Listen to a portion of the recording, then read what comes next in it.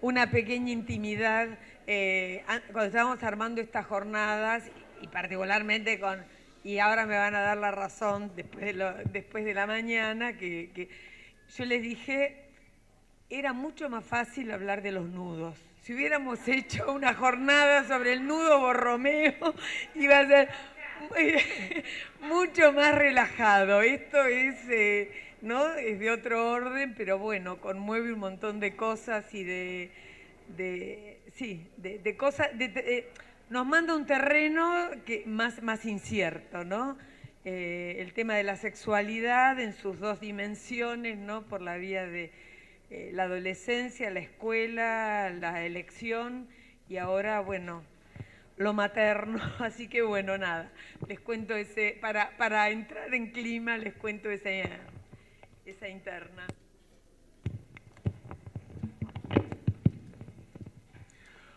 Bueno, buenos días. Mi nombre es Miguel Marini y tengo el honor de acompañar esta mesa, de coordinarla. Les presento a las disertantes que tenemos el gusto de recibir y las presento en orden de exposición. Como primera medida, Gabriela Perrota, doctora en Psicología de la Universidad de Buenos Aires, magíster en Ciencias Sociales y Salud, coordinadora técnica en la Dirección de Salud Sexual y Reproductiva de la Secretaría de Gobierno de la Salud de la Nación, docente de grado, jefa de trabajos prácticos de Psicopatología 2 y adjunta a cargo en el rol del psicólogo en el equipo interdisciplinario de salud práctica y profesional, el rol del psicólogo-psicóloga en la promoción de la salud sexual y reproductiva, y de posgrado en la Facultad de Psicología de Buenos Aires, Universidad de Buenos Aires. Investigadora miembro del Comité Científico de la Sociedad Argentina de Ginecología Infanto-Juvenil y de la Asociación Médica Argentina de Anticoncepción. Adelanto tu título, Gabriela. La legalidad del aborto y su relación con el inconsciente.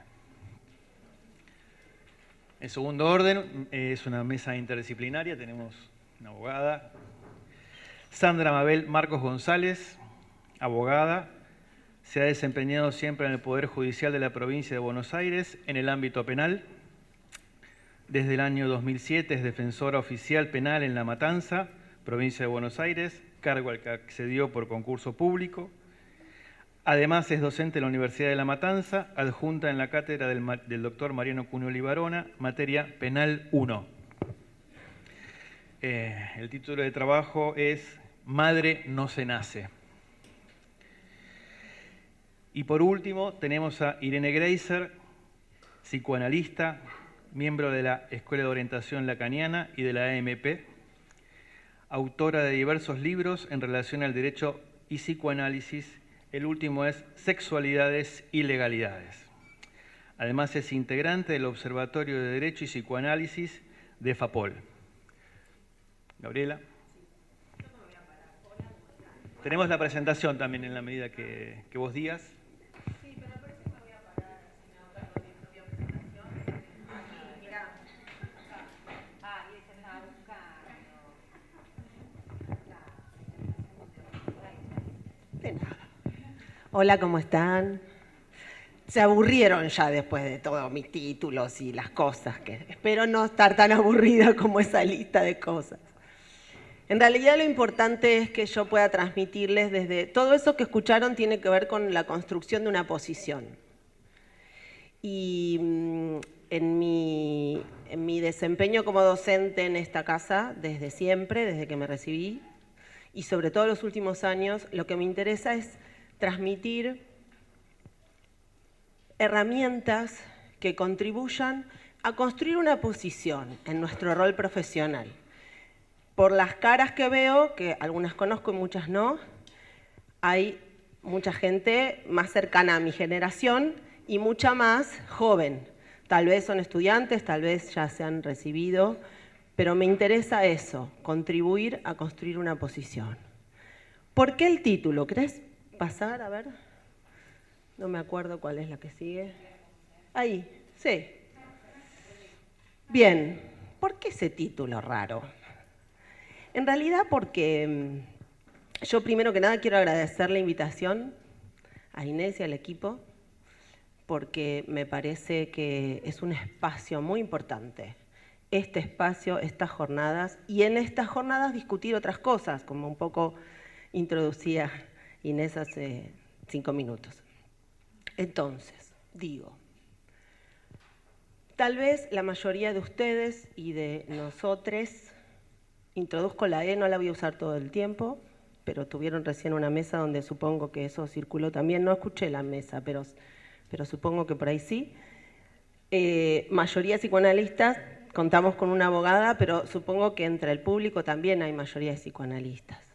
Y a veces, desde nuestra posición como psicoanalistas, dejamos de lado conocer, por ejemplo, el marco legal que garantiza los derechos de las personas, que nos incluimos como personas, pero en este caso para que, si bien la escucha es desde la abstinencia, tengamos en claro algunas cosas que no necesariamente van a orientar la escucha, pero sí nos van a permitir escuchar mejor.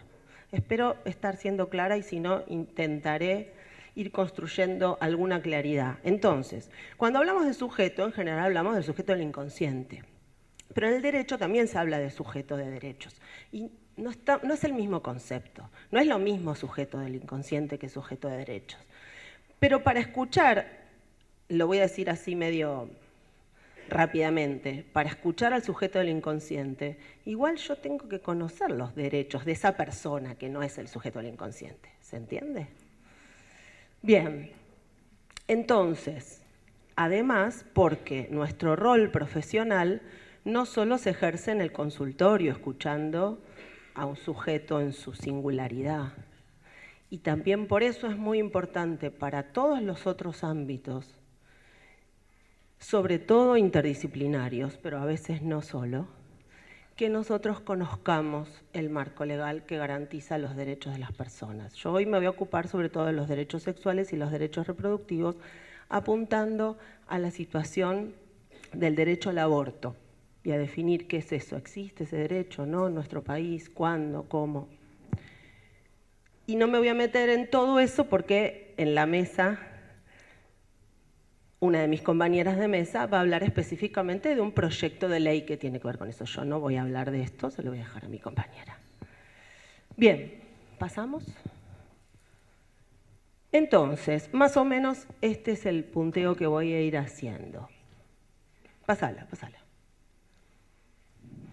Todo ese listado que ustedes ven ahí tiene que ver con el marco legal que en nuestro país garantiza los derechos sexuales y los derechos reproductivos. No me voy a detener en todo eso, solo que sepamos que hay una ley eje, que es la Ley de Salud Sexual y Procreación Responsable, y otras leyes que van contribuyendo a garantizar esos derechos, y los dos códigos, el Código Penal y el Código Civil de la Nación, que los tienen al final, que también tenemos que tener en cuenta para el ejercicio de derechos sexuales y derechos reproductivos. Dale. Me voy a detener específicamente en qué pasa frente a una situación de aborto.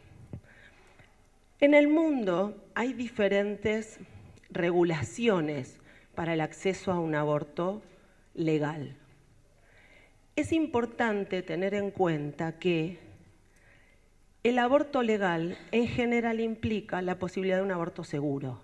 ¿Qué es esto? En realidad la diferencia más importante es entre aborto seguro e inseguro. Hoy por hoy las organizaciones internacionales hablan de una categoría intermedia que es algo así como aborto poco seguro, donde se cumplen algunos requisitos pero otros no. ¿Cuál es la diferencia? La diferencia es que en el aborto inseguro el riesgo de vida es muy importante. En cambio, en el aborto seguro no lo es, porque es una práctica médica que si se hace en las condiciones que corresponde no implica riesgo. Entonces, hay distintas regulaciones en el mundo En algunos países está absolutamente prohibido, en otros está permitido y en otros está permitido por causales, es decir, en algunas circunstancias está permitido y en el resto no, o hasta determinada semana de gestación está permitido y pasadas esas semanas no. En nuestro país, el que regula las causales, porque la regulación en nuestro país es por causales hasta ahora, después nos contará mi compañera qué podría pasar en el futuro, hasta ahora la regulación es por causales y eso lo regula el Código Penal de la Nación, que es de 1921. Esto no es nuevo, esto se visibilizó en los últimos tiempos, pero es de 1921 el Código. ¿Y cuáles son las causales? El artículo 86 del Código Penal dice, y me interesa la frase de arriba además, el aborto practicado por un médico diplomado con el consentimiento de la mujer encinta no es punible en los siguientes casos. ¿Por qué me interesa que lo diga de esta manera? Porque lo primero que dice es que es con el consentimiento de la mujer. Es un derecho de la mujer. Que tenga derecho a acceder al aborto no significa que tenga que hacerse un aborto, sino que es ella la que decide. Siempre es con el consentimiento de ella. Y digo la mujer, y deberíamos decir de la persona gestante, porque podría ser un varón trans, pero la mayoría son mujeres con órganos genitales femeninos desde el nacimiento, lo aclaro así, y hablaremos de mujeres, pero sepamos que podría ser un varón trans también. Entonces, tiene dos incisos el artículo 86. En el primer inciso dice que no es punible, es decir, es un aborto legal, tiene derecho a acceder a un aborto legal, en el caso de que haya un peligro para la vida o para la salud de la persona embarazada. Dice para la vida o para la salud, son dos causales. ¿Qué significa esto? Peligro para la vida es que se puede morir si sigue adelante con el embarazo. Pero peligro para la salud no es que se puede morir, no necesita estar ese riesgo. El riesgo para la salud tiene que ver, además, con cómo interpretamos a la salud. Y la salud, desde las políticas públicas en este país, y no solo, pero digo, en nuestro país, que es lo que nos interesa, se entiende como la define la Organización Mundial de la Salud, como el estado de bienestar físico, mental y social. Entonces, cuando hablamos de salud integral. Nos interesa sobre todo la salud mental, seguramente. Ok. Cuando hablamos de riesgo para la salud mental, no estamos hablando de que haya una patología previa, un diagnóstico psicopatológico que complique la subjetividad de esa persona, por decirlo así, ¿sí? Sino que ese embarazo, si continúa, puede implicar un riesgo para la salud mental, ¿sí? Después volvemos a esto. El inciso 2 habla de una situación de violación. Si el embarazo es producto de una violación, esa persona tiene derecho a acceder a una interrupción legal del embarazo. El artículo en realidad dice violación o atentado al pudor de mujer idiota o demente. Y esta fue una discusión que duró casi 100 años. Estamos en 2019. Recién en el 2012 se zanjó esta discusión, que ahora vamos a ver por qué. Pero pensemos esto. La discusión era porque era violación o atentado al pudor de, entonces era si la O era inclusiva o exclusiva, es decir, si era solo una mujer con discapacidad mental o era cualquier mujer y además con discapacidad mental, ¿sí? Tendemos a decir ahora violación a secas de cualquier persona, embarazo en una persona que ha sido violada. Pero a mí me interesa igual que tengamos en cuenta que si es una persona con discapacidad mental, hay un montón de otros derechos vulnerados ahí. Y ustedes saben perfectamente que puede ser que esa persona con discapacidad mental no pueda dar cuenta de que fue violada. No es lo mismo que otra mujer que sí puede decir, fui violada, me forzó a tener relaciones, ¿sí? Entonces, igual tengamos en cuenta esto, porque A veces puede ser que alguien no me pueda decir eso. Y yo voy a tener que escuchar ahí para encontrarme con qué sucedió y por qué está embarazada, ¿sí? Pasemos. ¿Por qué digo que recién en el 2012 se aclaró ese segundo inciso? Porque hasta ahí era muy arbitraria la posición de médicos y equipos de salud para, ni puedo decir garantizar, para permitir el acceso de una persona a una interrupción de embarazo legal. Primero aclaro que el Código Penal habla de aborto no punible, porque dice en el artículo 85 el aborto es punible, es decir, merece una sanción si se hace un aborto. Y en el 86 dice, bueno, pero no es punible en estos casos. En el 2015, cuando se actualizó el protocolo de atención del Ministerio de Salud de la Nación sobre este tema, se decidió no hablar de aborto no punible, que es una figura jurídica, que además tiende a la criminalización. Hablábamos hace un rato de lo simbólico en el pasillo. Digo, no es lo mismo decir aborto no punible que decir interrupción legal del embarazo. No tiene la misma connotación, es lo mismo, pero no.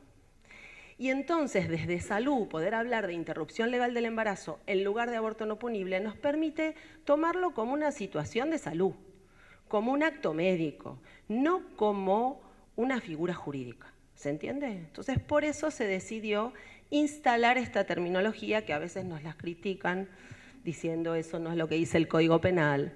Es verdad, el Código Penal utiliza otros términos, pero el concepto es el mismo y no tiene la misma connotación si desde el ámbito de la salud hablamos de interrupción legal o de aborto legal. Bien, ¿qué pasó en el 2012? La Corte Suprema de Justicia de la Nación, yo siempre digo que es como que se cansó de que llevaran a juicio los pedidos de aborto legal y dijo, basta. Vamos a aclarar esto porque no da para más. ¿Por qué digo esto? Porque de hecho fue a partir de un caso que ya estaba resuelto. Y en general la Corte no se mete cuando ya se resolvieron las cosas. A posteriori dictó este fallo diciendo, bueno, a ver si les queda claro que esto se lee así. Cualquier mujer violada que esté embarazada por eso y solicite que se interrumpa el embarazo tiene derecho a acceder. ¿Sí? Y claramente lo que dice es que no se tiene que judicializar ningún caso, la justicia no tiene por qué intervenir, ni tampoco es necesaria una denuncia policial. Con que la mujer firme una declaración jurada, mujer puede ser niña, adolescente o adulta, y ahora lo aclaro, con que firme una declaración jurada que diga, estoy embarazada porque me violaron, quiero interrumpir el embarazo, es suficiente. Eso va a la historia clínica, sí o sí, tiene que haber un registro. Y no es necesario denuncia policial, menos aún que decida un juez, nunca, ¿sí? Lo otro que es necesario que esté en la historia clínica siempre, sea la causal que sea, es el consentimiento informado. Tiene que firmar diciendo que está de acuerdo en que se interrumpa ese embarazo, siempre. Y si no es causal violación, sino causal salud o causal vida, en la historia clínica hay que detallar la causal. No alcanza con poner salud integral, sí, pero yo tengo que explicar qué quiero decir con eso. Y después retomamos ahí. Entonces, bien, y el fallo también habla de la salud integral. En realidad lo que dice es que también hay que tener en cuenta la salud mental y no solo la salud física. Dale. Hay otra ley que estaba en el listado que puse al principio, que me interesa que conozcamos un poquito, porque también tiene que ver con el marco legal que garantiza el derecho a la interrupción legal del embarazo. Y es la Ley para Prevenir, Sancionar y Erradicar la Violencia contra las Mujeres. Esta ley define, yo te doy la espalda, define a la violencia, como ustedes ven ahí, como toda conducta, acción u omisión. Esto es, si hago algo o si no lo hago, puede ser que esté generando una situación de violencia contra las mujeres. Y de manera directa o indirecta, tal vez lo que hago lo hago en otro lado, pero tiene que ver con ejercer violencia contra las mujeres o contra una mujer. En el ámbito público-privado, basada en una relación desigual de poder, afecte su vida, libertad, dignidad, integridad física, psicológica, sexual, económica o patrimonial, como así también su seguridad personal. Y quedan comprendidas las perpetradas desde el Estado por sus agentes. Cualquiera de nosotros o nosotras, si trabajamos en el sistema público de salud, somos agentes del Estado, somos funcionarios del Estado y tenemos responsabilidades. Las tenemos como profesionales, trabajemos donde trabajemos, pero además si trabajamos en el ámbito público, tenemos una responsabilidad extra. Dale. Y dentro de las modalidades de violencia, solo me voy a meter en eso, no en toda la ley, habla de la violencia contra la libertad reproductiva. Y dice que es aquella que vulnera el derecho de las mujeres a decidir libre y responsablemente el número de embarazos o el intervalo entre los nacimientos de conformidad con la ley que estaba primera en la lista. Pásalo, por favor. Entonces, ¿qué es la libertad reproductiva? Bueno, para poder ejercer la libertad reproductiva, yo tengo que poder elegir si quiero tener hijos o no, cuándo, con quién, cada cuánto. Entonces, el acceso a la anticoncepción, primero la información para poder elegir, básico. Después el acceso al anticonceptivo. Además, tener en cuenta, nosotros en el ámbito de salud pública sobre todo, pero no solo, decimos que la consulta por anticoncepción es una consulta de urgencia, porque la persona que viene a buscar un anticonceptivo lo necesita ahora. Y si no lo obtiene ahora, va a estar en riesgo. Y yo siempre agrego, y si es un adolescente, o tuvo relaciones anoche, o las va a tener dentro de un rato. Entonces, si yo cierro la puerta, la dejé en banda. La dejé en banda es riesgo, puede ser riesgo de vida, ¿sí? Bien, y cuando decimos es una consulta de urgencia, no nos referimos solo a la anticoncepción de emergencia, que es el anticonceptivo que hay que tomar lo antes posible cuando se tuvo una relación sexual sin protección o se rompió el preservativo o una violación, sino todo método anticonceptivo. Y siempre haciendo foco sobre todo en las adolescentes, por esto que yo decía, entre otras cosas. Pero no es solo el acceso a la anticoncepción lo que permite ejercer la libertad reproductiva, también el acceso a la interrupción legal del embarazo. Dale, esta quedó con líneas, pasale varias. 2, 3, otra, y con ruido encima, pero ya está. Esta diapo la voy poniendo y siempre me olvido que a veces me queda así, que queda horrible. Bueno, solo me interesa lo que está en violeta. La Ley de Derechos del Paciente es una ley nacional, de derechos del paciente y su relación con las instituciones de salud, o algo así se llama, es un nombre muy largo.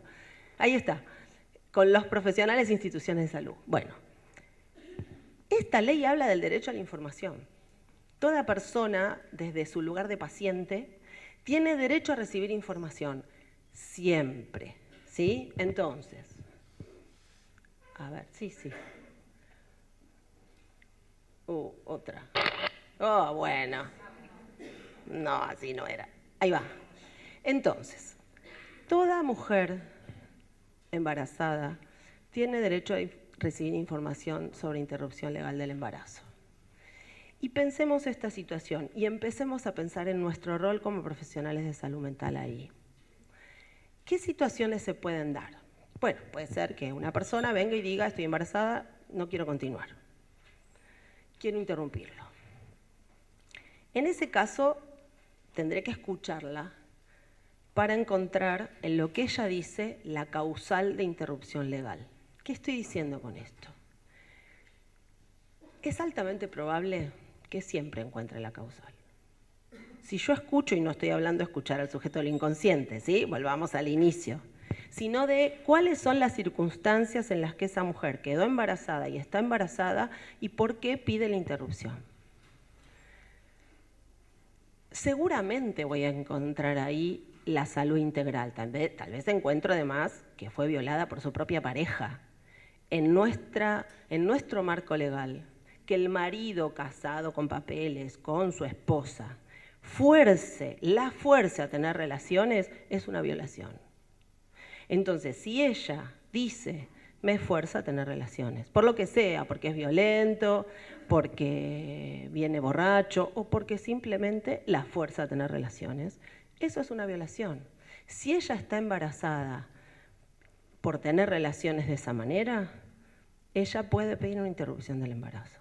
Lo que tenemos que tener en cuenta, sobre todo quienes estamos acá, profesionales de salud mental, es que a veces esa mujer no puede decir mi marido me violó, porque es muy pesado tener que aceptar que su pareja, su marido, su novio, no importa, la viola. No siempre está en condiciones de firmar una declaración jurada que diga fui violada, por eso estoy embarazada y solicito la interrupción del embarazo. ¿Se entiende esto? Tendremos que trabajar con ella o ver cómo construir ahí con ella una causal salud integral. Si ella no está en condiciones de firmar que fue violada, por más que no lo va a ver nadie ese papel, pero no siempre es posible. Ahora, cuando yo digo construir la causal, digo con ella, porque yo solo puedo construirla con lo que ella me diga y con lo que a ella le pase. Yo no puedo inventar la causal. Puedo, sí, pero voy a hacer un desastre, porque la voy a meter en un problema a ella y me voy a meter en un problema yo.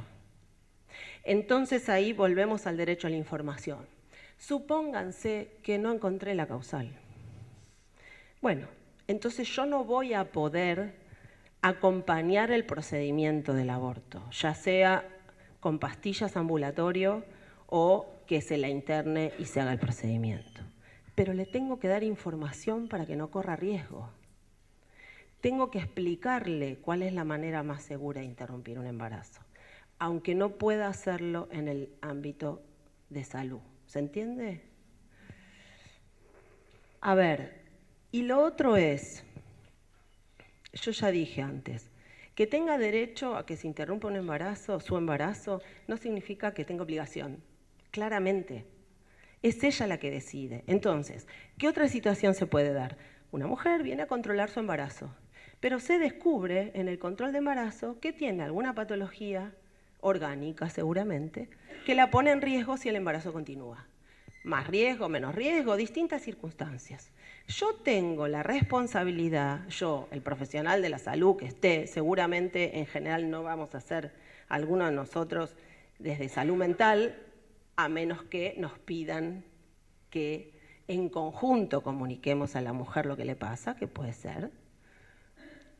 Tenemos la responsabilidad de decirle a esa mujer que si sigue su embarazo está en riesgo. ¿Y cuál es el riesgo?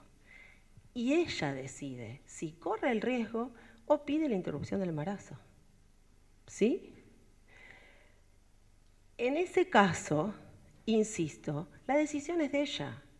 Nadie puede indicarle un aborto, ni decirle tenés que interrumpirlo, pero sí darle la información para que ella pueda decidir.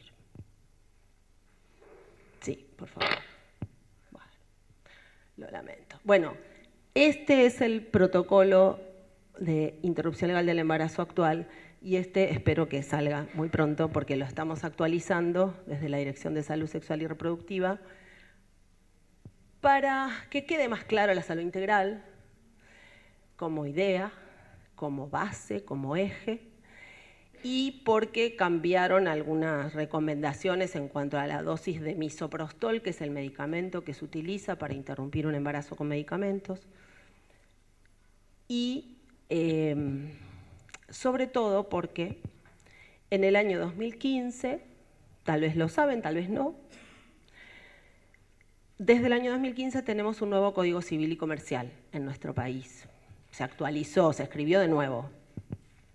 Este código, el código actual que está en vigencia, establece 3 franjas etarias hasta los 18 años, que sería la mayoría de edad. Una persona es adulta para la ley a los 18 años en nuestro país, antes era 21, hace tiempo que es a los 18 años.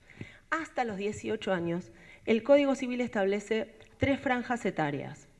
Hasta los 13, de 13 a 16 y de 16 a 18. ¿Qué implican estas franjas etarias? Distintas maneras de ejercer los derechos de manera autónoma.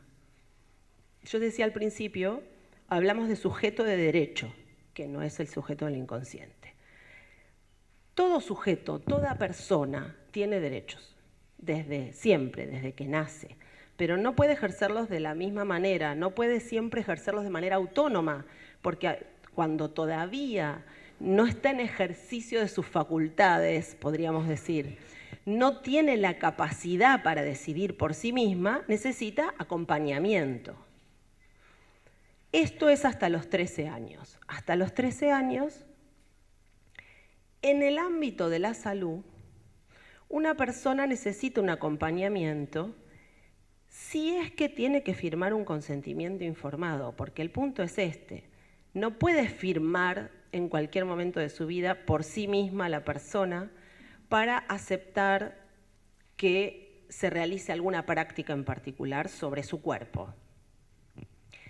Pero siempre tiene derecho a recibir información. Y además hay una figura legal que es la de autonomía progresiva, que indica que un niño, una niña, a medida que va creciendo, va adquiriendo autonomía. Y eso es singular, eso es casi, si quieren, subjetivo. Quiero decir, una persona de 12 puede tener muy claro cómo ir a pedir algo al sistema de salud y la respuesta que se le da, y otra persona de 12 no. Entonces ahí tenemos que evaluar autonomía progresiva. Pero de 13 a 16 años, lo que dice el código es que una persona puede firmar su propio consentimiento informado para una práctica en salud si esa práctica no implica un riesgo grave para su salud o para su vida. Si implica un riesgo grave, va a necesitar un adulto que acompañe la firma. Que acompañe la firma es literal. Es acompañamiento, asentimiento se llama la figura. No es que autorice. El adulto no autoriza sobre la salud del niño o niña. El derecho es del niño o niña. Nadie autoriza, solo la propia persona. Pero si tiene entre 13 y 16 y se trata de una práctica que puede implicar gravedad, necesita que un adulto acompañe su firma. ¿Se entiende? De 16 a 18 el código dice, es como si fuera una persona adulta, para cualquier práctica, aunque implique un riesgo grave, aunque sea una cirugía mayor, decide sola. Esto nos interesa para las situaciones de aborto. Nos interesa para toda la salud sexual y la salud reproductiva. Hay una resolución del Ministerio de Salud que dice que ningún método anticonceptivo implica un riesgo grave.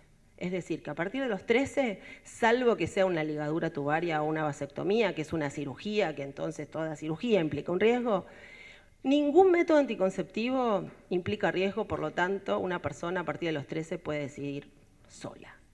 Por supuesto, si viene una niña de 13, además de darle el método anticonceptivo, la vamos a escuchar y vamos a ver en qué circunstancias está teniendo relaciones y ver qué apoyo tiene en su vida, porque no es lo mismo si tiene relaciones con su novio o novio, lo que fuera, de 14, que con un tipo de 30, ¿no? Entonces, además, vamos a hacer un montón de cosas más, pero el anticonceptivo se lo vamos a dar. El uso de misoprostol como medicación para interrumpir un embarazo en el primer trimestre del embarazo, hasta la semana 12, de manera ambulatoria, es decir, se puede ir a su casa y usarlo sola, no tiene riesgo grave. Entonces, en ese caso, una adolescente puede decidir sola, no necesita que alguien más firme. Si el embarazo es más avanzado y hay que internarla para hacer otro procedimiento, sí voy a necesitar que un adulto acompañe. Voy cerrando. Pásalo. Quiero llegar a... Bueno, ¿por qué, si el marco legal parece tan claro, a veces es tan difícil acceder? Pásalo. Y ahí podemos pensar en los estereotipos de género y en que se espera que una mujer, para que sea mujer, sea madre. Y si está embarazada, que siga. Total, ya está. Lo digo así a propósito, pero todavía sucede. El derecho de la mujer a elegir sobre su vida y su propio cuerpo no siempre está avalado por la sociedad, por las personas y por el equipo de salud. Dale, pásala. Esta siempre me parece muy representativa de lo que dije recién. Dale. Bien, quédate ahí un poquito. El aborto es un problema de salud pública. En muchos países, en el nuestro también. A pesar de este marco legal, el acceso es discrecional. Ahora mucho más acceso que hace 3 años y que hace 1, pero todavía a veces, en algunas provincias de nuestro país sobre todo, es discrecional. y es discrecional significa que depende de la causal, se acepta o no.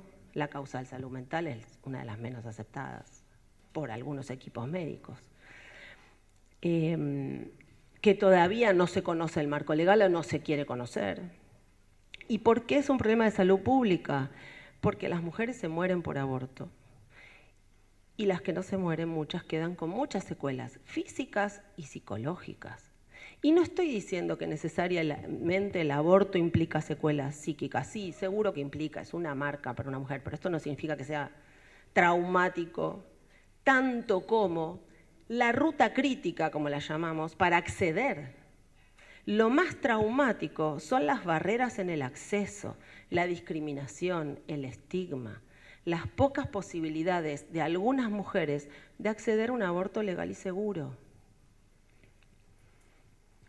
Y porque para no llegar a una situación de aborto necesitamos que todas tengan acceso a la información en la anticoncepción.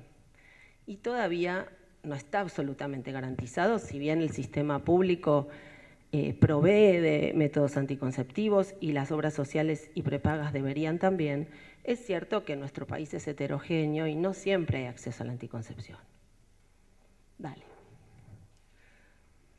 ya lo dije. Seguí un poquito más. Bien, entonces, nuestro rol. Acompañamiento a cualquier mujer si así lo quiere, porque no es un requisito que esté acompañada por la psicóloga o por el psicólogo para acceder a una situación de aborto. Y esto también es importante, que no sea una traba nuestra presencia en el equipo de salud.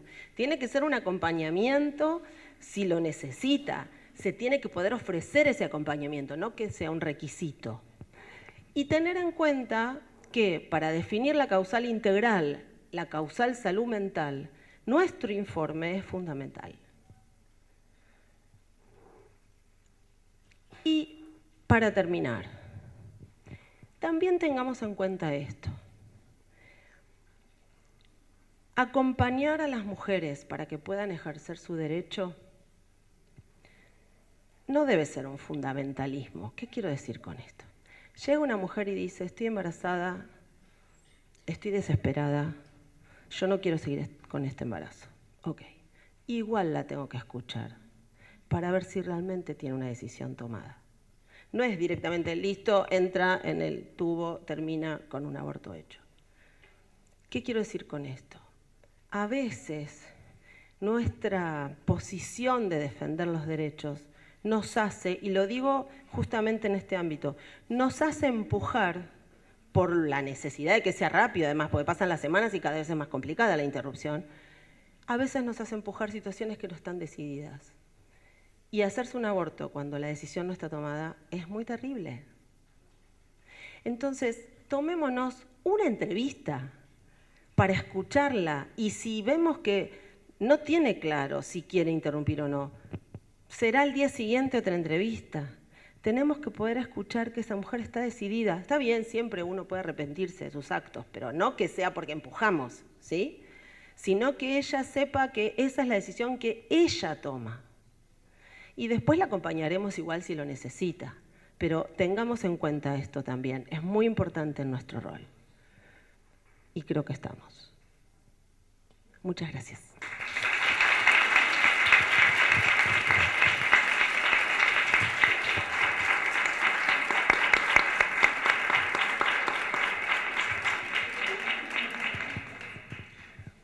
Muchísimas gracias, Gabriela. Flor de exposición. Sandra, Marcos González, adelante, por favor. Ahí tienes.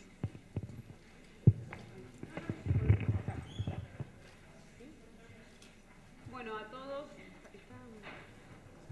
A ver si. Ahí va. ¿Sí? Bueno, muy buenos días a todos. Muchísimas gracias por la invitación. Realmente es un placer, un honor estar acá compartiendo esta jornada interesantísima con todos ustedes. Generalmente me toca estar con abogados. Por suerte tengo la dicha hoy de no estar con abogados porque ya me aburren, sinceramente. Así que les agradezco mucho.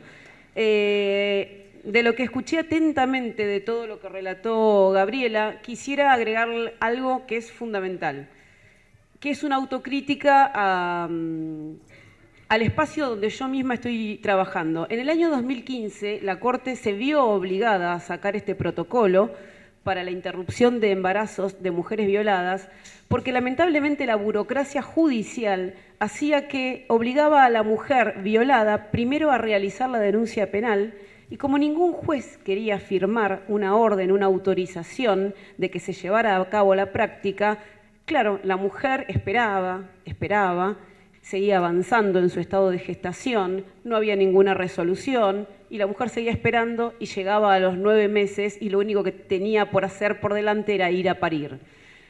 Lo cierto es que en estos casos que relató Gabriela, que son llamados abortos terapéuticos y que están legislados y que al día de hoy son un derecho, les era negado por el mismo Estado. Esto genera responsabilidad estatal, genera responsabilidad ante organismos internacionales, por lo cual la Corte, abocada a innumerables casos donde los jueces no se animaron a fallar, porque hay que decirlo con todas las letras, no tuvieron el coraje de estampar su firma en el caso de mujeres violadas, la Corte se abocó al conocimiento y dijo, basta, hay que realizar un protocolo, la mujer violada no tiene por qué hacer denuncia penal, no se le puede exigir ese requisito, y el profesional debe llevar a cabo la práctica en tanto y en cuanto esta mujer así lo solicite por escrito. Así que solamente quería agregar que la Corte, afortunadamente, dio un buen respaldo para los casos que ya están legislados, digamos. Bueno, el nombre de mi exposición es Madre no se nace, y al respecto seleccioné un video cortito, gracioso, pero que va a ilustrar un poco por dónde va mi exposición.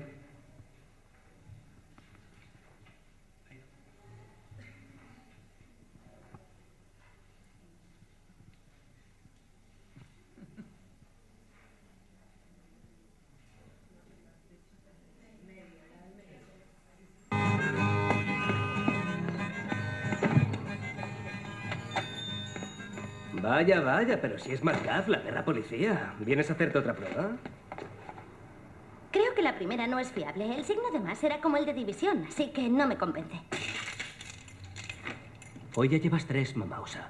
Tienes el óvulo fecundado, no cabe ninguna duda. Es muy fácil saberlo. ¿Tienes los pezones muy marrones? Sí, puede que tu novio tenga esperma mutante y te haya hecho gemelos. ¡Silencio, viejo! Oye, acabo de beberme mi beso en Sunnydale y tengo que ir a mear ya. Pues ya sabes dónde está el servicio. Y págame el palito cuando acabes. No pienses que es tuyo solo porque lo hayas marcado con tu orina.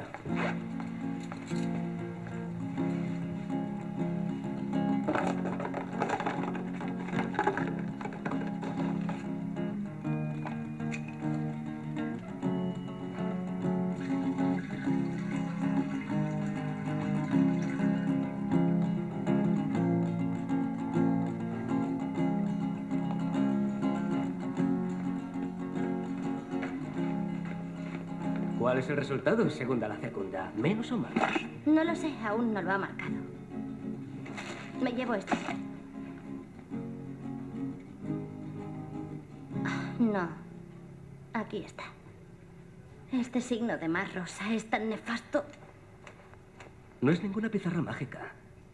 Ese no es un garabato que se pueda borrar, Sofía.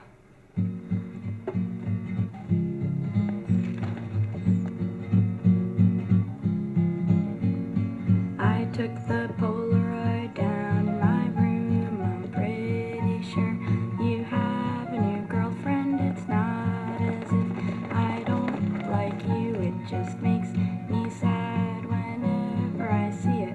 'Cause I like to be gone most of the time, and you like to be home most of the time.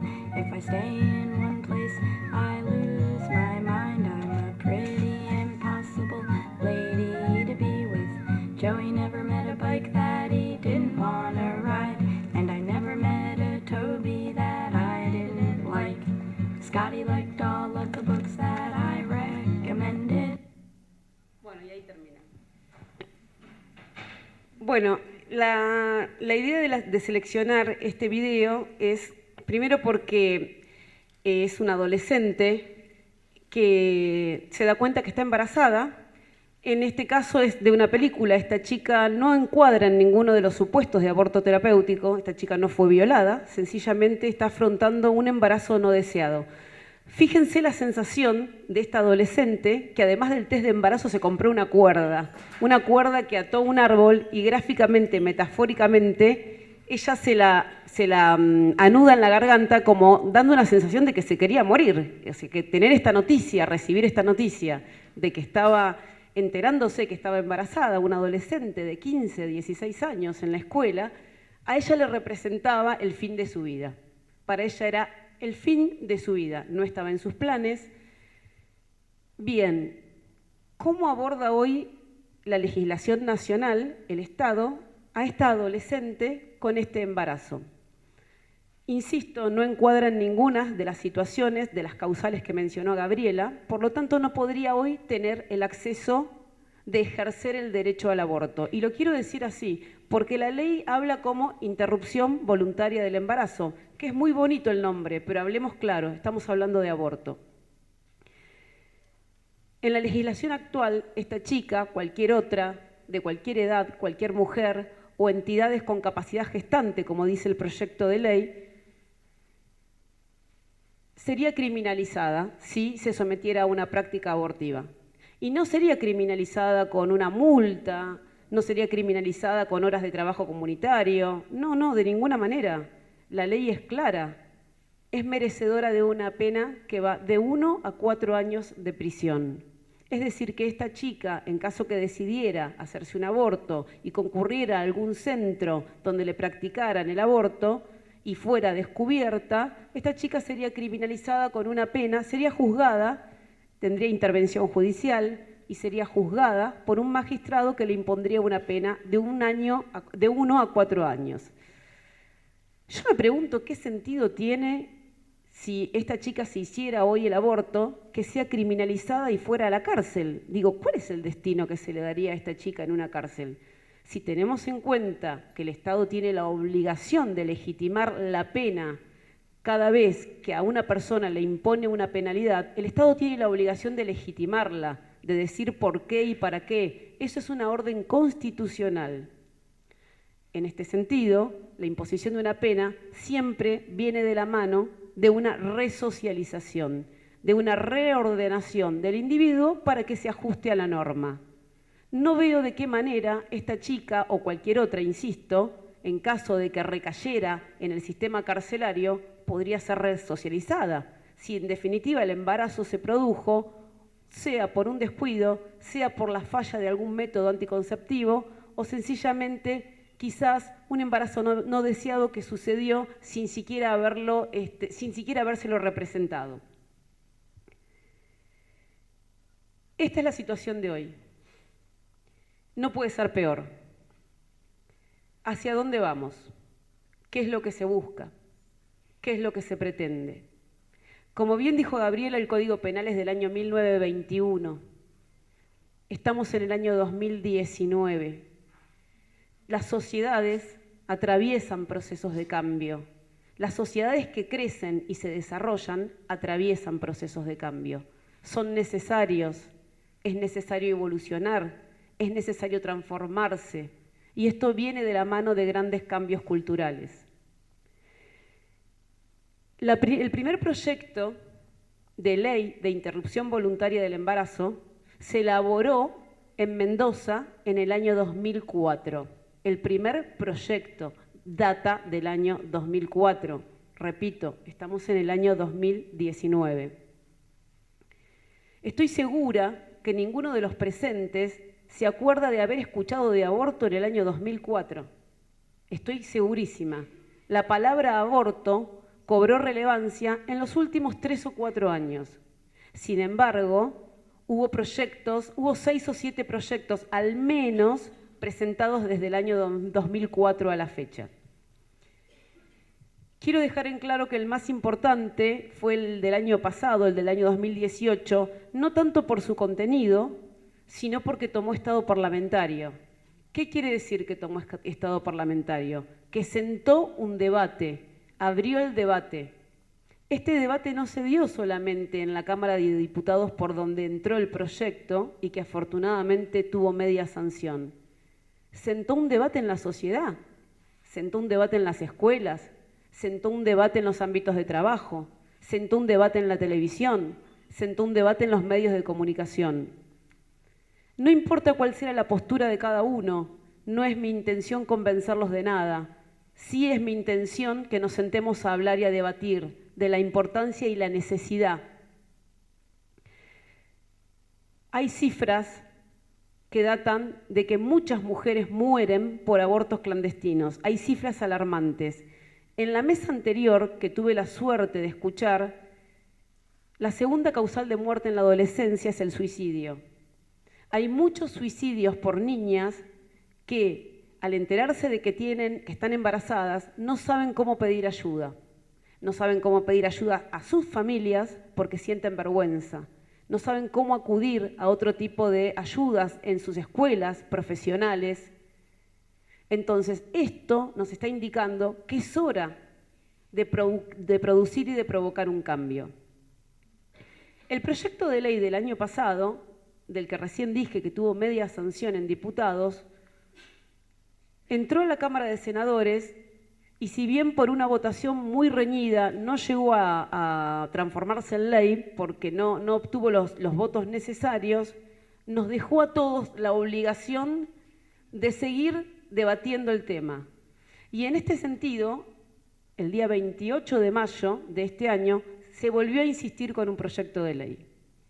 Este nuevo proyecto de ley está fundado en 3 pilares que son el sostén del proyecto mismo. Por supuesto que el lema del proyecto es información para decidir, métodos anticonceptivos para no abortar, aborto legal para no morir, nada más ni nada menos. Lo que está en juego es la vida. Decía que se sentó en 3 pilares fundamentales. El primero es la información. El proyecto establece como necesidad que se difunda, que haya información suficiente, necesaria, clara, precisa, respecto a la salud reproductiva y que esto empiece a hablarse en la currícula de las escuelas, sean públicas o privadas. Tiene que ser obligatorio algún tipo de asignatura que sea educación sexual, salud reproductiva. Yo estudié en escuela pública, toda mi formación fue en escuela pública. Estaba prohibido hablar de sexo, prohibido. El otro día vino mi hija de 10 años y me dijo, mamá, hoy hablamos del aborto. A mí me produjo una sensación de felicidad tan grande que ella me propusiera el tema a mí, que ella me sentara y me convocara a hablar del tema. Dije, bueno, por algún lado va el cambio entonces. No hay que tenerle miedo a la información, de ninguna manera. No sé si habrán escuchado que en Chubut hubo un padre que interpuso una acción de amparo solicitando que al hijo no se le brindaran contenidos de tipo sexual. Ese padre le está negando un derecho al hijo. Es un derecho de ese niño recibir información objetiva, clara, precisa y en lo posible desposeída de toda ideología. Segundo pilar, métodos anticonceptivos. Como bien decía Gabriela, tienen que estar disponibles. Es obligatorio que los centros de salud atiendan a toda aquella persona que va en búsqueda de un método anticonceptivo, porque evidentemente lo está necesitando. Claramente, esto sirve para prevenir embarazos no deseados. Tienen que estar disponibles, tienen que ser gratuitos y no tienen que tener ningún tipo de contenido burocrático para el acceso. Y en lo posible deberían ser sin necesidad de requerirle mayor información a la persona, ni de ningún tipo, ni si los puede adquirir por sí, por sus medios, o sea, si tiene dinero o no para adquirirlos. No debería ser relevante esa cuestión. Tienen que estar disponibles para todos. Y por último, aborto legal. Este es el punto más importante. Aborto legal tiene que ser encausado legalmente. Este proyecto lo que busca es delimitar en qué casos la mujer puede hacer uso del aborto legal.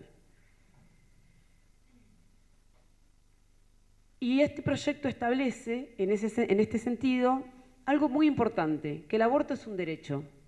Un derecho implica una elección, lo ejercito o no lo ejercito. Siempre va a ser una elección, no una obligatoriedad. Este derecho que este proyecto consagra tiene el rango de derecho humano. ¿Qué quiere decir que es un derecho humano?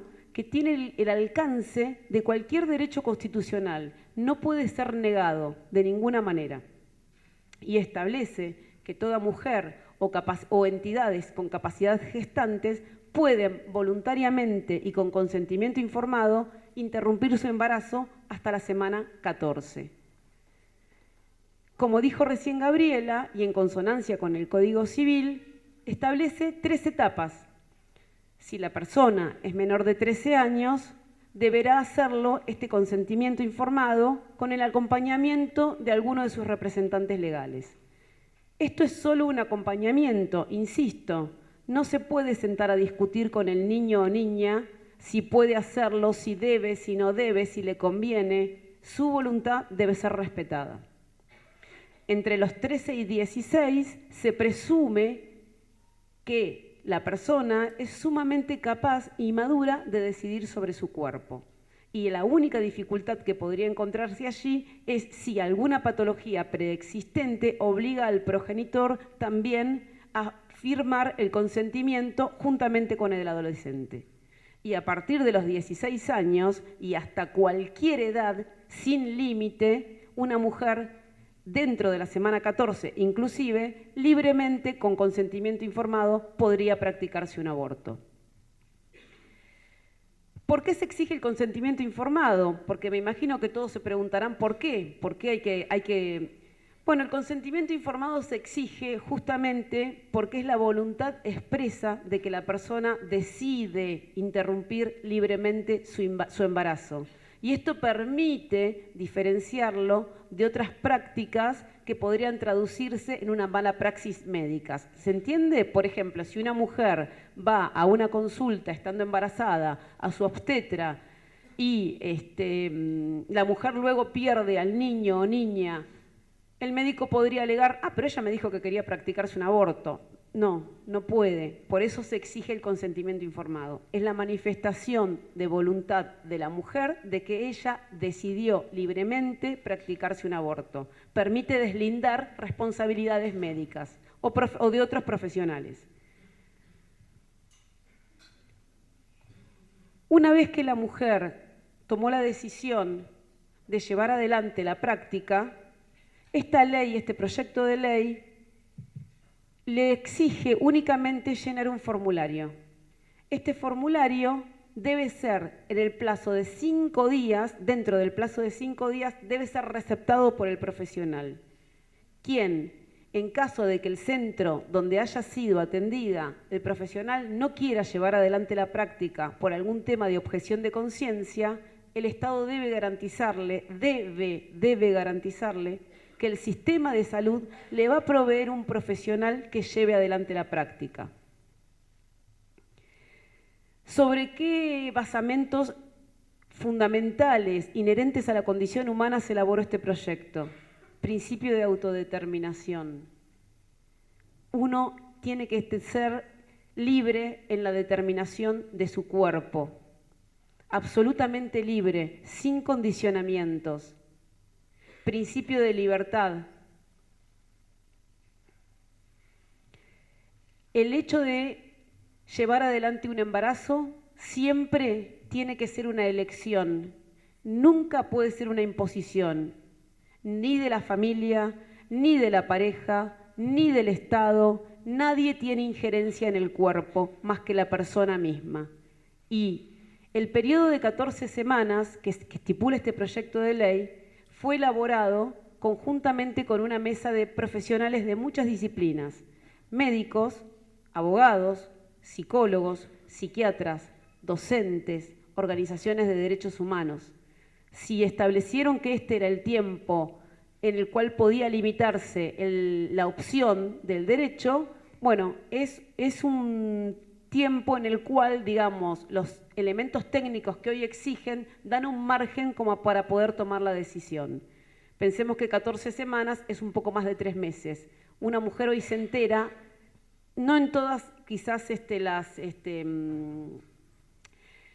clases sociales o, por decirlo de alguna manera, en todos los sectores sociales se entera inmediatamente, pero sí digamos que 3 meses, más de 3 meses, seguro la mujer va a saber que está embarazada. Este proyecto establece también que los centros de salud tienen que tener estándares mínimos de atención y que las obras sociales y las medicinas prepagas están obligadas a prestar el servicio. Estos estándares mínimos de atención incluyen asesorías.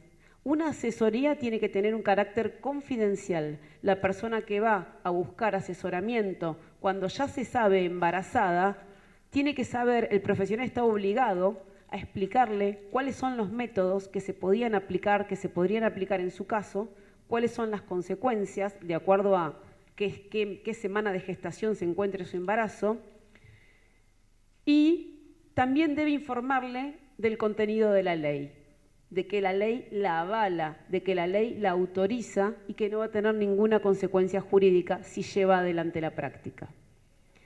Para finalizar, seleccioné otro video, espero no aburrirlos, y después les voy a explicar por qué seleccioné este video.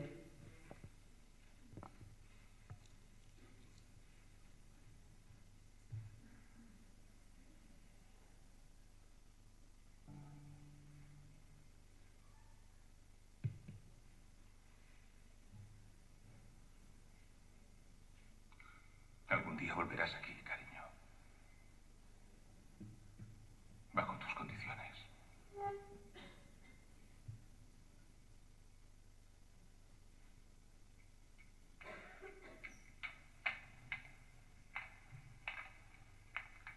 Hola, piernas bonitas.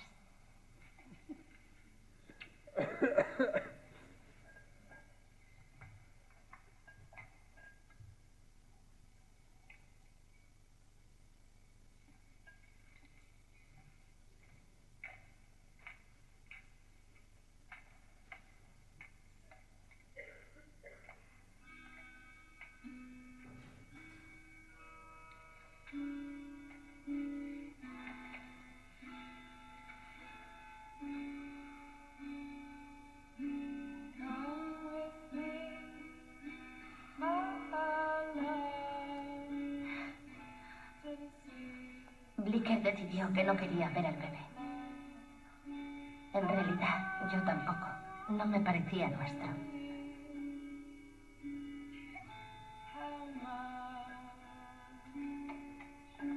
Creo que siempre fue de ella.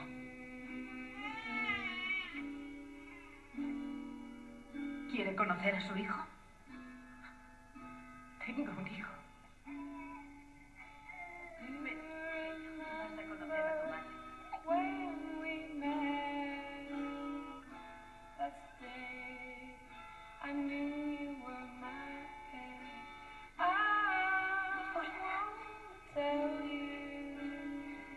Te quiero.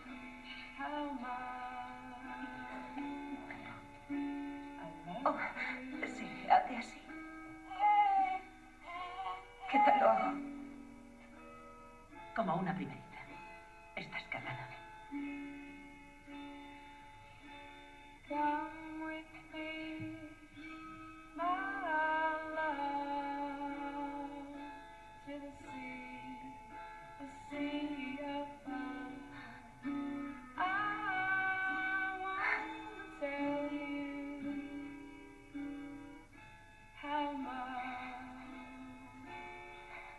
Acabó con un sillón.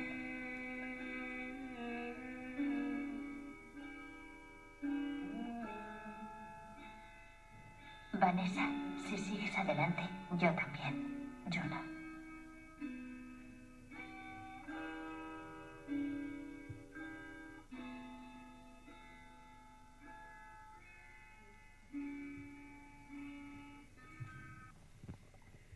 Bueno. Bueno, no se escuchó al principio, el que estaba sentado al lado de la chica era el papá de ella, que le decía, algún día vendrás a esta sala con tu proyecto, con tu elección.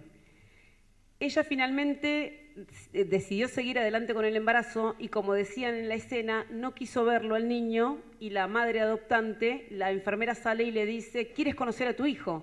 Porque la persona que no lo había gestado deseaba tener un hijo y lo había logrado, y la chica que lo había tenido que llevar en su vientre no se sentía madre. Lo que quiero significar con esto es que quien lo parió, por decirlo de alguna manera, no era madre y quien lo deseó terminó siendo madre. Ser madre no es una obligación, no se nace madre. Gracias.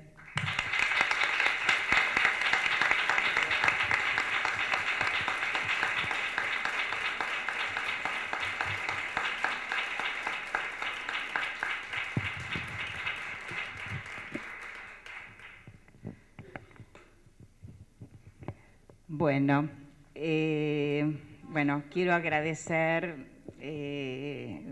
primero la organización de estas jornadas, la invitación a través de Inés y la coordinación de Miguel realmente.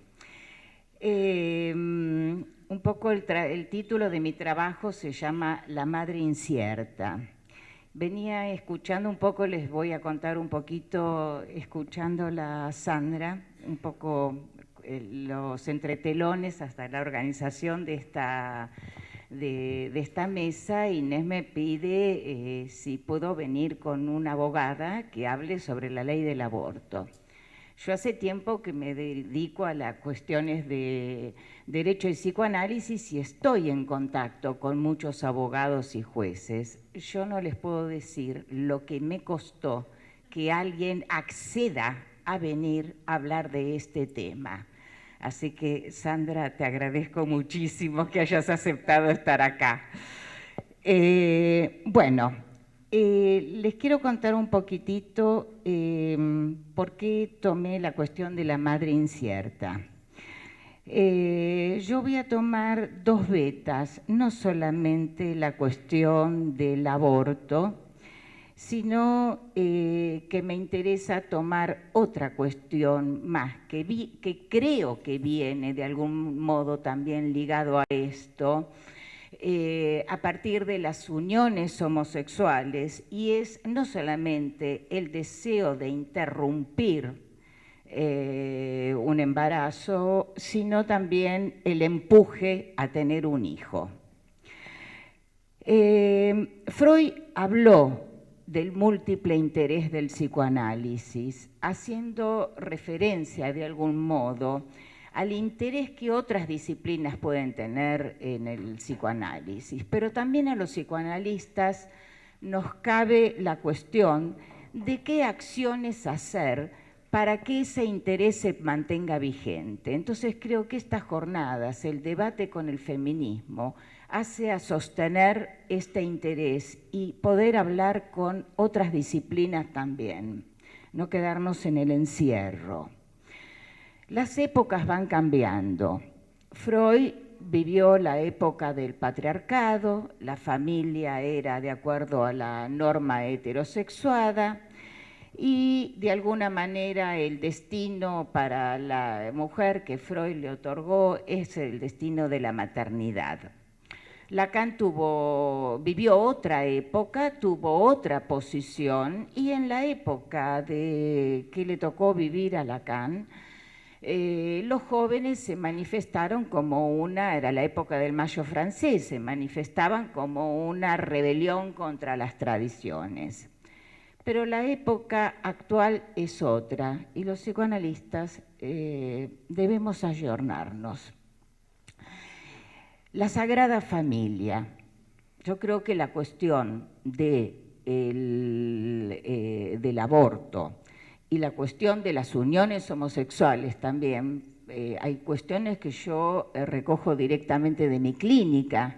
o sea, en pacientes que de pronto por ahí quieren hacer uso de la fertilidad asistida, ¿no? Digamos, me refiero a pacientes que están en uniones homosexuales y quieren hacer uso de la fertilidad asistida y de pronto por ahí los médicos le cuestionan o las prepagas no lo quieren cubrir, le cuestionan su unión homosexual. También encontramos, digamos, toda la cuestión de los prejuicios también. O sea, uno sabe de pronto por ahí que hay muchos abogados que están, digamos, bueno, lo que vos decías, digamos, existe la posibilidad de hacer una objeción de conciencia, digamos, tampoco podemos ser fundamentalistas al respecto. Yo creo que hay ciertas cuestiones que tocan a la cuestión de la Sagrada Familia. El aborto es esto. Ahora, ¿cómo los psicoanalistas interpretamos la familia? Bueno, es una cuestión del inconsciente. No tiene que ver con la reproducción sexuada, sino que nosotros tomamos a la familia a partir del axioma lacaniano de la no relación sexual. O sea, lo que reina es el malentendido entre los sexos, sean homos, heteros o monoparentales. Digamos, si en determinado momento la Iglesia puso el grito en el cielo en relación a la ley del divorcio, y si cualquier chico tenía problemas en el colegio era porque los padres están separados, bueno, ahora ponen el grito en el cielo con la cuestión de las uniones homosexuales o la cuestión del aborto. Creo que hay una cuestión ética fundamental, que es lo que como psicoanalistas podemos aportar, es la separación entre la madre y la mujer. Eso hace los preceptos éticos del psicoanálisis de orientación lacaniana. En ese sentido, Freud y Lacan no han tenido la misma posición, porque Freud se inclinó por el lado del toda madre y Lacan no toma a la mujer del lado de toda madre, sino que toma a lo femenino por la vertiente del no todo. No me voy a meter en las fórmulas de la sexuación. No. Bueno. Sí hay una cuestión que me interesa por ahí contarles, que yo lo tomo bastante en mis libros. Es algo que a mí me sirvió mucho, que dice Miller en relación a la mujer. Dice que es a partir dice que es a partir de la mujer que puede pensarse la justicia y una clínica del derecho, dice Miller, porque es a partir de la posición del no tener que ella va a asumir una posición de reivindicar por sus derechos. También podemos escuchar, uno escucha en los consultorios, cómo también a veces la posición femenina no encuentra límites en esta posición reivindicativa, y se ven en muchos casos de violencia de género también. Digamos, es importante que podamos escuchar esto y no posicionarnos en una cuestión fundamentalista, sino darnos un tiempo para escuchar caso por caso. Me quiero referir al siglo XXI y las mutaciones de la ciencia. Freud, cuando descubre que la sexualidad humana no tiene como destino la reproducción, contradice a Napoleón, que afirmaba que la anatomía era el destino. Ya de los tiempos freudianos, sexo y procreación están separados. Pero hoy ocurre algo, que la ciencia toca los cuerpos. Entonces tenemos avances desde algo en la mesa anterior se tocó también, digamos, de los avances médico-jurídicos que permiten el cambio de la reasignación de sexos, y junto con todo esto también están las técnicas de reproducción asistida.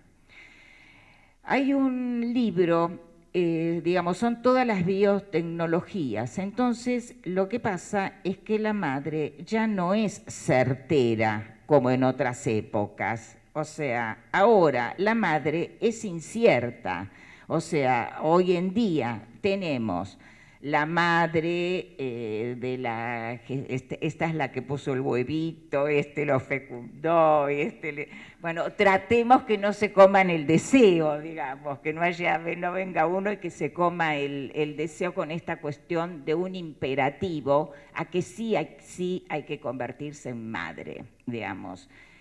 No va de suyo la legalización de la ley del matrimonio igualitario con el deseo de querer tener un hijo. O, por ejemplo, también lo que ocurre en ciertas cuestiones del límite de la edad, donde de pronto por ahí, digamos, hay nuevas técnicas que permiten la donación de espermas, se abren temas muy amplios en relación a las cuestiones de bioética.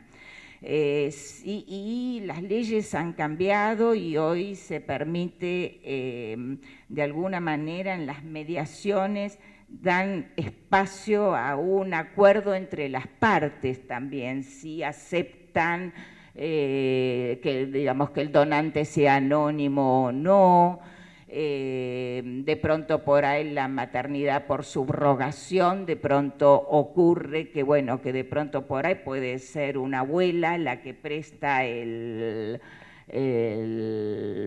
vientre para su hija, que por ahí no puede ser la madre gestora. Entonces hay un libro que se los recomiendo mucho, que es de François Sermet.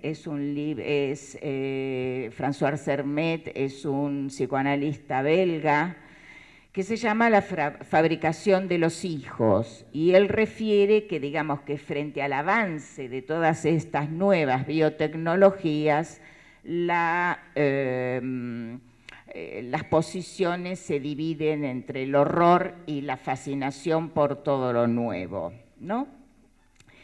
En ese sentido, hoy en día podemos tener una familia que puede ser de dos madres, de dos padres. Ya no hay una familia modelo ni hay modelo de familia. Hay madres biológicas, madres subrogadas, digamos, hay nuevas parentalidades y nuevas familiaridades. Entonces, hay una cuestión que es importante a tener en cuenta, que no es legislable. Hay cosas que escapan a la ley. O sea, un hijo, sea producto, hijo de la ciencia, de una monoparentalidad, de unión homo o hetero, la pregunta sobre qué deseo nos trajo al mundo no es legislable. Y eso es una pregunta de orden ética que los analistas por algo preguntamos. Bueno, por la mamá y el papá, digamos, estamos preguntando por el deseo del otro, porque nadie nace de un repollo. Y ahí es donde hay lugar para las ficciones, o sea, para cada uno arma lo que Freud llamó la novela familiar. Quiero contar, por ejemplo, una viñeta lo que les cuento es lo que saco del consultorio, digamos, lo que escucho a partir de la clínica. Una mujer se hace un ADN, digamos, una mujer que está muy, muy tomada por un empuje a querer saber la verdad respecto de su origen. Ella no sabía, se somete a una serie de pruebas buscando a un padre que no lo encuentra en los laboratorios. Realmente era una obsesión que ella tenía por hacerse el ADN. Y de pronto por ahí hay algo en el análisis que pega un giro, porque ella lo que no quería preguntarse, digamos, era qué era lo femenino que habitaba en la madre. Ella le preguntaba a su madre y su madre no sabía quién era el padre. Puede ocurrir eso. Entonces, no había tenido un padre, había tenido un genito, no un padre.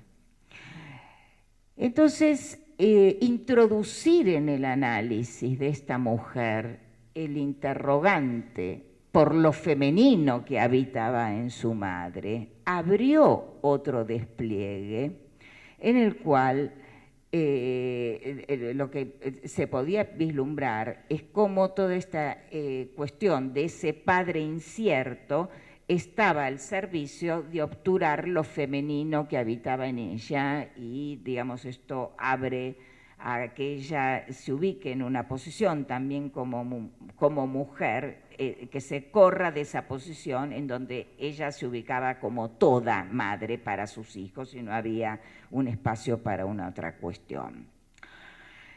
Voy a tomar esto que les conté de la contrapartida del aborto, que es este empuje a querer tener algo así como, uno podría decir, la clínica de la urgencia por ser madre, digamos, como habitar el ser mujer a través de ser toda madre. Y ser madre no es lo mismo que querer tener un hijo, digamos, porque hay muchas veces que uno escucha, quiero ser madre, quiero ser madre, quiero ser madre, y uno no escucha allí un deseo de tener un hijo.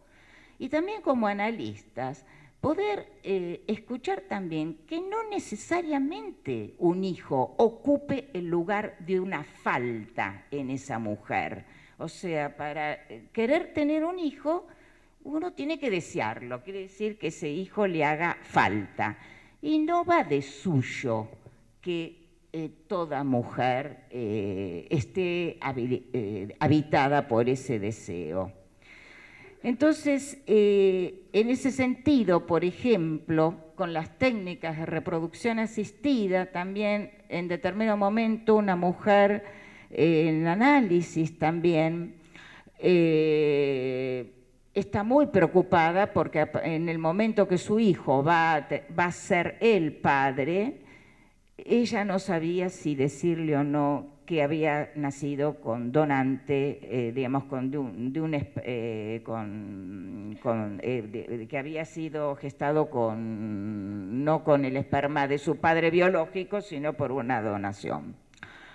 Era un problema de ella. No era un tema para el hijo. Ella pensó que esto le iba a causar una catástrofe y una hecatombe terrible. No hay traumas generalizados.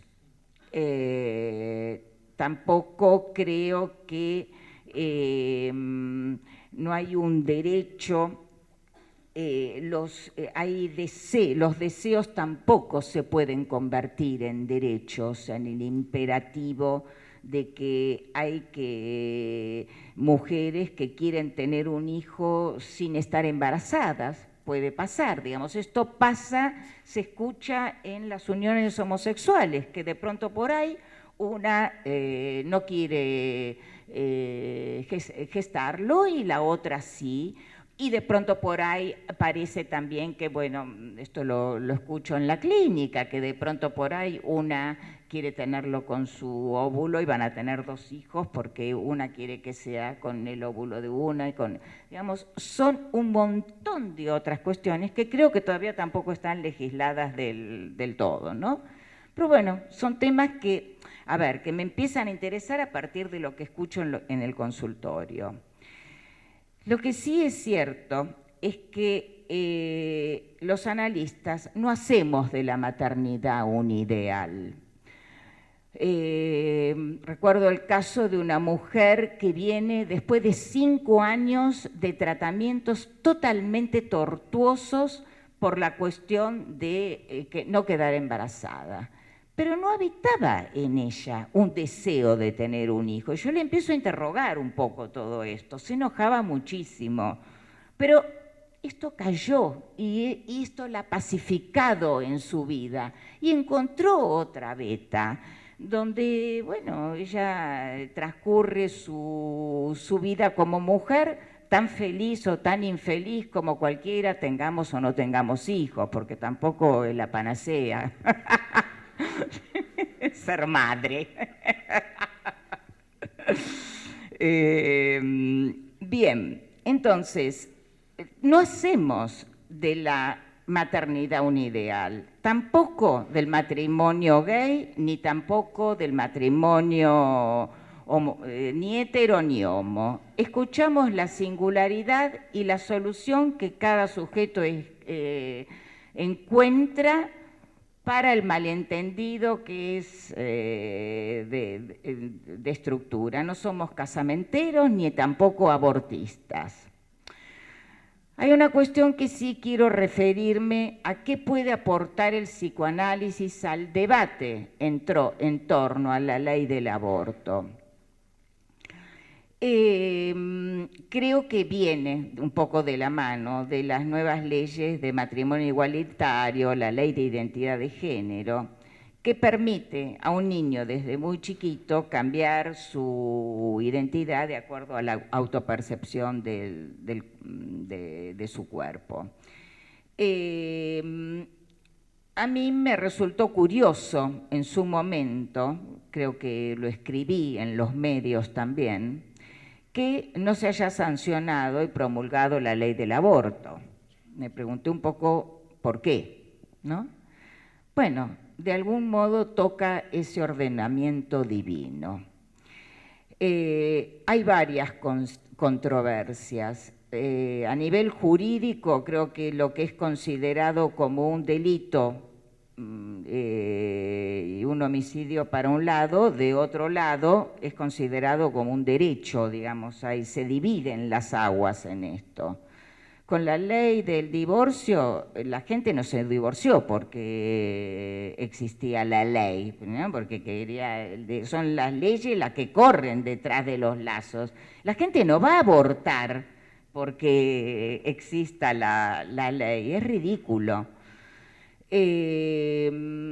Pero ¿qué podemos aportar desde el psicoanálisis, al menos como yo lo pienso, ¿no? Primero está esta cuestión de la separación entre la madre y la mujer, me parece fundamental.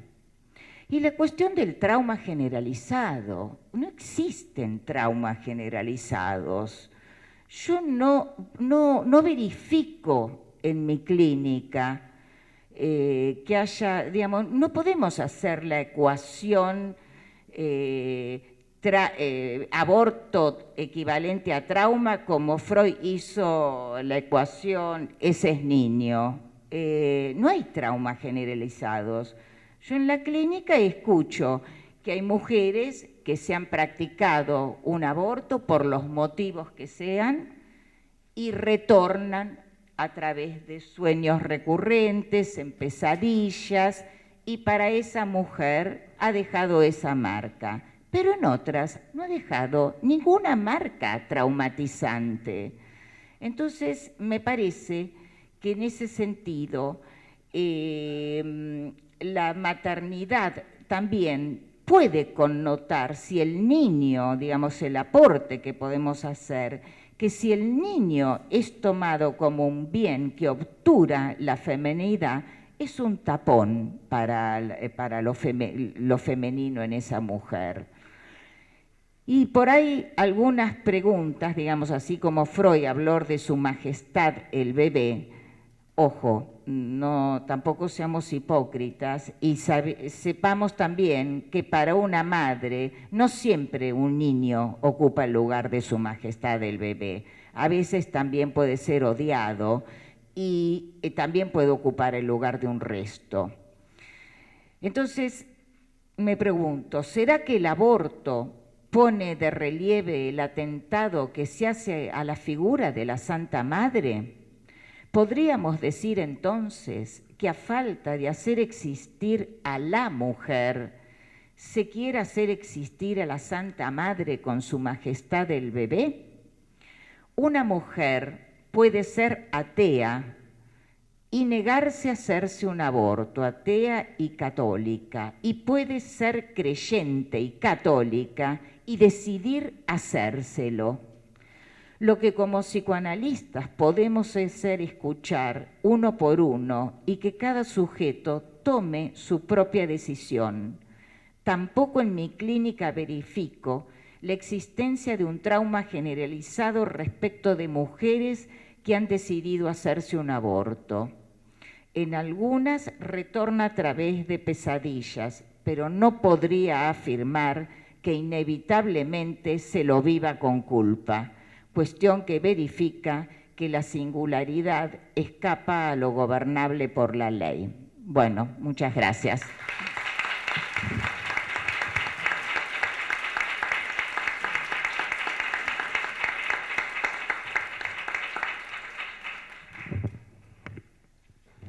Bueno, en principio, muchísimas gracias. Es tan potente la mesa, las exposiciones de cada una. Me arrojo la autoridad de decir valiente lo que escuché, porque casi son declaraciones de un trabajo profundo, dedicado en cada uno en su lugar para poder expresar algo tan complejo y que en estas jornadas venimos realmente con el desafío de pensar lo otro, y acá en la maternidad me parece que se expone de esa manera. Arrastramos un atraso, ¿no? en la mesa anterior. Algunas cosas vamos a... Bueno, muy bien. Bueno, en principio en una mesa por la maternidad, un animador varón, ¿no? O sea, dicho así. Sí. Un segundo abrimos, Gabriela, si te escucho. Yo solamente voy a puntuar dos cosas, espero que me las perdonen, porque en nuestra querida cátedra de lo urgente, lo traumático se redefinió también de muchas maneras, lo quería subrayar, como que puede ser barreras de acceso, por ejemplo, a la información o a métodos anticonceptivos, el precipitar una decisión en puntos donde es muy difícil, y también la burocracia del Poder Judicial, en un punto donde antes del fallo FAL algo precipita que algo termine siendo traumático donde no esperábamos que lo fuera, digo, porque pensándolo sobre lo que es legislable y no. Y también como lo imposible de legislar, lo que decías muy bien, Sandra, alguien que hace una interrupción voluntaria del embarazo y como fundamento de la ley tiene que decir que usted tiene que resocializarse o tiene que aprender de su mala decisión, digamos, ¿no? Como un lugar de lo imposible, me parece claramente. Y como ley y fundamento a todo lo que estamos diciendo versus fundamentalismo, que me parece que da lugar al capricho en vez de lo que da lugar a lo legal.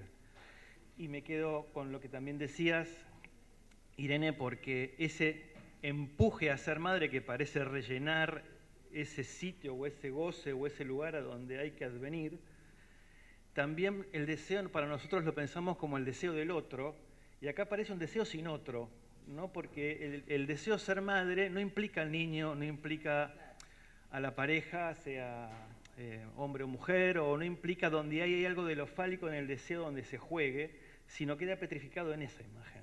Sí, lo que quería por ahí agregar esto, porque estaba pensando en una viñeta de la casuística. Digamos, cuando de pronto por ahí, esto que vos decís está muy bien, un deseo sin otro. ¿Y qué puede hacer un analista? Ligarlo al otro. O sea, que esa mujer que viene después de años de tratamientos totalmente tortuosos y con este imperativo de ser madre y los médicos consintiendo a esto, sin preguntarse si deseaba ser madre, alojar, interrogar ese deseo y llevarla a ella a confrontarse, fueron años de análisis donde ella empieza a desplegar toda su problemática del estrago materno con su propia madre. Y una vez que eso se ha pacificado, ella habita su vida tranquila sin ser madre. Es otra cosa. Y me queda la pregunta del lugar del niño, el derecho del niño y también desde el derecho, ¿no? Ante esa situación. Gabriela. Yo quería, tomando lo que decía Sandra, agregar para que nos quede claro que si bien la ley de interrupción voluntaria del embarazo por ahora no se aprobó, porque tuvo solo media sanción en la Cámara de Diputados y senadores votó en contra el año pasado, ahora se presentó el proyecto de nuevo y veremos cómo sigue. Si bien la ley de interrupción voluntaria del embarazo, que implicaría que una mujer solo por su voluntad puede decir quiero interrumpir este embarazo hasta la semana 14 y después de la 14 por causales también, sí tenemos un marco legal para el aborto legal en nuestro país, que son las causales del Código Penal. Digo porque, si no, algo que generó el debate fue la visibilización, pero que la ley no se sancionara también generó la confusión de pensar entonces no hay ningún aborto legal. Y no es así. Y en este sentido, el caso de Juno, de la película, sí sería un aborto legal. Es un adolescente, no sabemos qué edad tiene. Si tiene hasta 15 años, hay un riesgo físico en el embarazo hasta los 15 años. Y si no los tiene, en todo embarazo adolescente, donde no buscó ese embarazo, y además no lo desea, que no es lo mismo, digo, el deseo es muy complejo de definir, y en políticas públicas y en salud pública hablamos de embarazo buscado o no buscado, o intencional o no intencional. Lo importante es que ella haya intentado quedar embarazada o no, ¿sí? Además puede ser deseado o no. En este caso seguramente no lo era. Digo, cualquier adolescente embarazada donde no hay ahí un deseo de embarazo y de ser madre, hay un riesgo psicosocial también que tenemos que escuchar y registrar en una historia clínica para decir, este aborto es legal. Y esto nos lo da los años y años en salud, porque cuando nosotras empezamos se nos escapaban la mayoría de los casos, incluso de situaciones de violencia dentro de la pareja. Pero por eso me interesa que hoy podamos pensar esto. Cuando una mujer viene embarazada y dice, no quiero continuar, y en realidad es que su pareja la fuerza a tener relaciones, no lo va a decir enseguida. O si lo dice, no lo va, como yo decía antes, a nombrar violación, pero lo es. Y en ese sentido también, la verdad que la jurisprudencia de los últimos años hace que podamos afirmar que desde el ámbito de salud no podemos denunciar a una mujer porque se haya hecho un aborto. Más allá de que es cierto que el Código Penal todavía establece penas. Sin embargo, una mujer no puede ser condenada por hacerse un aborto. Distinto es lo que pasa con los profesionales que hacen abortos clandestinos, lo pongo entre comillas, ¿sí? En situaciones de riesgo. Pero digo esto porque si no pareciera que hoy por hoy no hay ningún derecho al aborto, y no es así. Bueno, les agradezco muchísimo a Irene, Sandra, Gabriela, bueno, Miguel, su coordinación, pero la verdad que los trabajos excelentes. Hay como un montón de temas que se me precipitan y que, bueno, pero bueno, también por ahí a la sala seguramente también. Subrayaba primero que me parece que la cuestión, Irene hablaba de la Sagrada Familia y me acuerdo que busquen en Historia de las Mujeres esos tomos donde ubican que la Sagrada Familia aparece en un momento determinado de la historia. Antes no se hablaba de Jesús, María, el bebé, el pesebre y todo esto, aparece cuando es necesario en la sociedad establecer el concepto de familia, que no era el que es ahora, ¿no? Bueno, de ahí a los feminismos, la relación, ¿no? el lazo con un solo partener, digamos, que además todos los vínculos sociales, económicos, sexuales, amorosos estén depositados en uno solo. Digo, parece que son muchas cuestiones que se van enlazando, pero puntualmente con la mesa de hoy pensaba cómo de mi generación, ¿no? Hoy extrapolamos, de mi generación, ahora hay un salto, si bien la ley estaba desde 1920, bueno, que cuando vi el año no podía creer, si bien estaba, para mi generación era, digamos, era algo absolutamente invisibilizado. Digo, ¿cómo resolver un embarazo adolescente no deseado ni pensarlo? No sabías ni para dónde ir. ¿no? Me parece que todo esto que ustedes han señalado es fundamental porque hay algo que aún, no digo en las clases más humildes donde, bueno, ya no comen, así que... No. Pero digo, me parece que hay algo que se visibiliza y que tiene consecuencias, aunque la ley no haya salido. No digo, me parece que para la generación de pibes, adolescentes y jóvenes es otra la situación, sabiendo que hay dónde. En el centro de salud algo te van a decir, algo te van a explicar, no sé. Digo, me parece que eso ya marca y tiene consecuencias sobre la sexualidad misma, ¿no? Digo, pero no en el sentido de, bueno, entonces no me ocupo de cuidarme, eso es un absurdo. Digo, me parece que más bien tiene consecuencias en relación a los derechos, a las posibilidades y a la posibilidad de elegir, que eso es algo también como, no sé, no era nada, un destino. Y la otra cuestión, bueno, son miles que estaba pensando, pero pensaba en esto que señalaba Sirene, que me parece clave, que es como también otro tema, y es esto de el embarazo, el empuje a ser madre. Esa diferencia es crucial entre ser madre y querer tener un hijo. Me parece crucial que la haya subrayado como para ponernos a trabajar sobre eso. Y también la cuestión del no hay límite. Esta idea de que en realidad no hay límite. La biología no es un límite, y otra vez sí, una mujer de 62 años que tiene un hijo con el espermatozoide del hijo y el óvulo de la hermana, unas coordenadas extrañas, por lo menos, ¿no? Por lo menos extrañas, y la idea de que no hay límite, ¿no? Finalmente no hay límite, con lo cual, bueno, es verdad, la ciencia permite esto, pero a la vez, ¿no? Esta idea de que todo sería posible, ¿no? Y bueno, nada, es cosas que pensé así medio en borrador, pero me interesó muchísimo, así que gracias.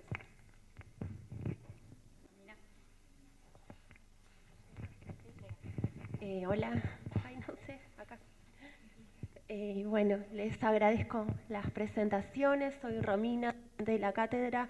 Por ahí algo para agregar que me parece muy importante, que si bien las sociedades cambian, como lo mencionaste, esta ola verde fue también gracias al movimiento de mujeres, el movimiento de mujeres feministas en particular, y al resto de los sectores que fue acompañando también desde los equipos de salud, desde las gestiones que se fueron haciendo en capacitaciones internas, desde ir trabajando internamente en los equipos, sumando a compañeras y compañeros de trabajos que se manifestaban como objetores por desconocimiento, ¿no? Entonces, cuando se va armando el equipo y la práctica no queda aislada, en soledad, es como la responsabilidad o el temor es compartido, ¿no? Yo soy tutora de la maternidad Estela de Carlotto, y por ahí la experiencia muy concreta de allí fue que la maternidad abrió en 2013 con el nombre de Maternidad. Era un hospital que esperábamos mujeres que venían a tener sus nacimientos buscando un parto respetado.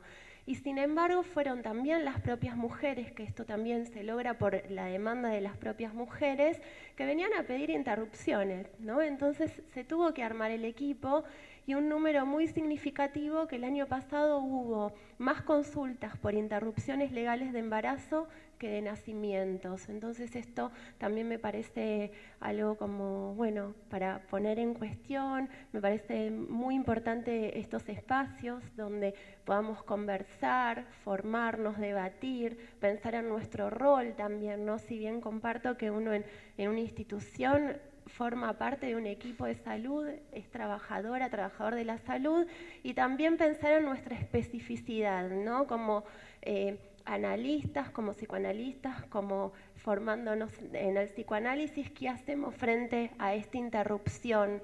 Y es brindar información, alojar, escuchar, quizás recitar, y en el posterior también coincido en que no hay un trauma generalizado, de las mujeres que interrumpen quedan con un trauma, sí, claro, con una marca singular por un acontecimiento en el cuerpo que se va a dar tanto por un nacimiento respetado, no respetado, cesárea, o por una interrupción. Y después habilitar el espacio para trabajar en otro tiempo cuál va a ser la marca singular de esa interrupción, que quizás tenga que ver con otras situaciones, como también se venía trabajando ayer lo del desamparo, ¿no? Y hoy en una de las mesas, una pregunta que aparece de otra docente de la cátedra es ¿cómo amparar cuando una no trabajó el propio desamparo, ¿no? Entonces me parece muy interesante esto de, bueno, ir ubicando también en qué lugar se inscribe la interrupción.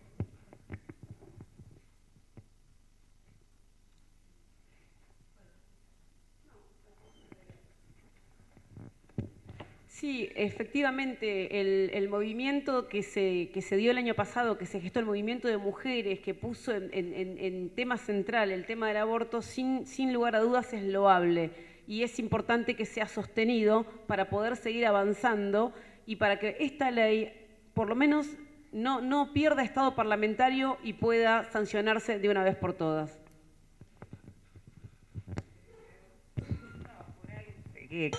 Me acordé de un chiste, vos Inés te vas a reír porque gran parte de nuestras conversaciones es sobre nuestros nietos.